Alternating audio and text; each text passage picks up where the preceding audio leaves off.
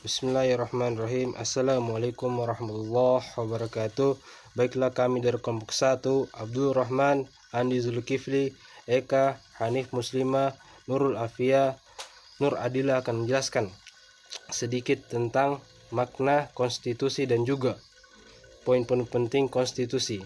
Baiklah, saya akan menjelaskan sedikit tentang apa itu makna konstitusi.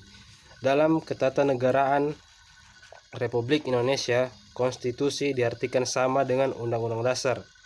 Sedangkan Undang-Undang Dasar merupakan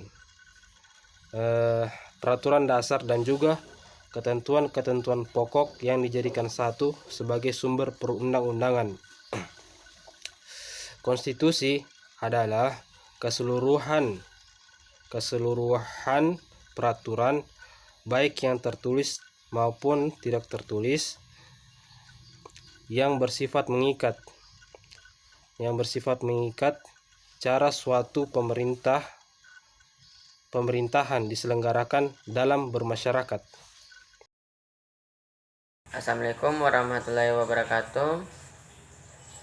Saya atas nama Andi Zulkifli akan membacakan materi tujuan konstitusi. Membatasi kekuasaan penguasa sehingga tidak bertindak sewenang-wenang tanpa membatasi kekuasaan penguasa. Melindungi HAM. Pada penguasa berhak menghormati HAM orang lain dan hak memperoleh perlindungan hukum di dalam melaksanakan haknya. Pedoman penyelenggaraan negara. Dengan berpedoman pada Undang-Undang Dasar, maka negara akan berdiri dengan kokoh. Assalamualaikum warahmatullahi wabarakatuh. Perkenalkan, nama saya Eka Faridayanti. Di sini saya akan memaparkan mengenai fungsi dari konstitusi. Jadi, apa saja sih fungsi dari konstitusi tersebut? Berikut adalah beberapa fungsi dari konstitusi atau undang-undang dasar. Pertama, sebagai sarana pengendalian masyarakat. Kedua, fungsi simbolik sebagai pemersatu. Ketiga, fungsi simbolik sebagai pusat upacara. Keempat, fungsi simbolik sebagai rujukan identitas dan keagungan bangsa. Kelima, membatasi kekuasaan pemerintah agar tidak bertindak sewenang-wenang supaya hak-hak bagi warga negara terlindungi dan tersalurkan. Keenam, sebagai piagam kelahiran suatu negara. Ketujuh, sebagai sumber hukum tertinggi. Kedelapan, sebagai alat yang membatasi kekuasaan. Kesembilan, sebagai identitas nasional dan lambang. Kesepuluh, sebagai pelindung hak asasi manusia dan kebebasan warga suatu negara. Dan terakhir, sebagai sarana perekayasaan dan pembaruan masyarakat. Jadi, itulah tadi fungsi dari konstitusi. Semoga kita dapat pahami bersama. Terima kasih. Wassalamualaikum warahmatullahi wabarakatuh.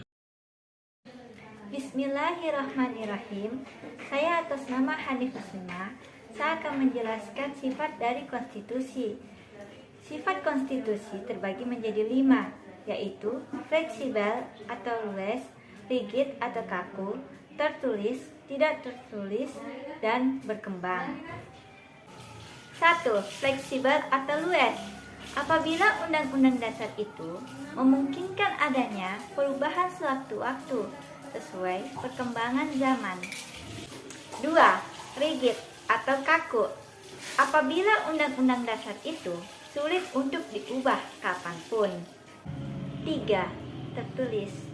Dikatakan konstitusi tertulis jika ditulis dalam suatu naskah. 4. Tidak tertulis. Dinyatakan tidak tertulis, yakni jika dalam suatu naskah melainkan dalam suatu konvensi atau undang-undang biasa. 5.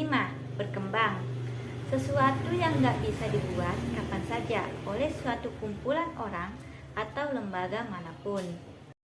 Bismillahirrahmanirrahim. Perkenalkan, nama saya Nurul Afia. Saya akan melanjutkan materi yaitu tentang jenis-jenis konstitusi. Menurut Undang-Undang Dasar 1945, jenis-jenis konstitusi terbagi menjadi 2 macam, yaitu yang pertama secara tertulis dan yang kedua secara tidak tertulis. Yang pertama secara tertulis atau biasa disebut sebagai Documentary Constitution dan Written Constitution, merupakan aturan-aturan pokok dasar negara sekaligus aturan-aturan lainnya yang mengatur peri kehidupan bangsa dalam persekutuan hukum negara. Yang kedua yaitu secara tidak tertulis atau biasa disebut sebagai konvensi dan juga biasa disebut sebagai non-documentary constitution, berupa jenis konstitusi yang memiliki kebiasaan ketatanegaraan yang sering muncul.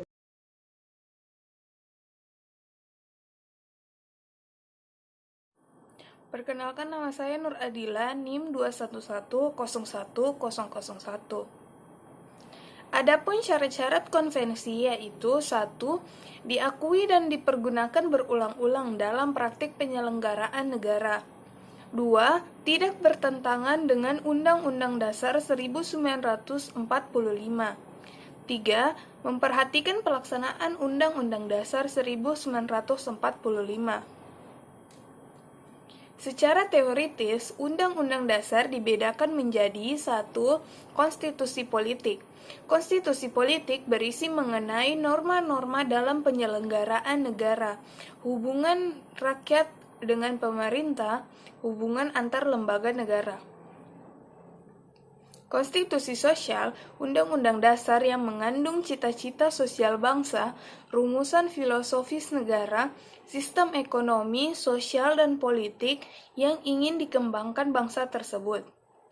Bagaimanapun kebijakan pemerintah mengenai undang-undang dasar, sudah sepatutnya kita sebagai warga negara selalu mematuhinya. Sekian dari kelompok kami. Wassalamualaikum warahmatullahi wabarakatuh.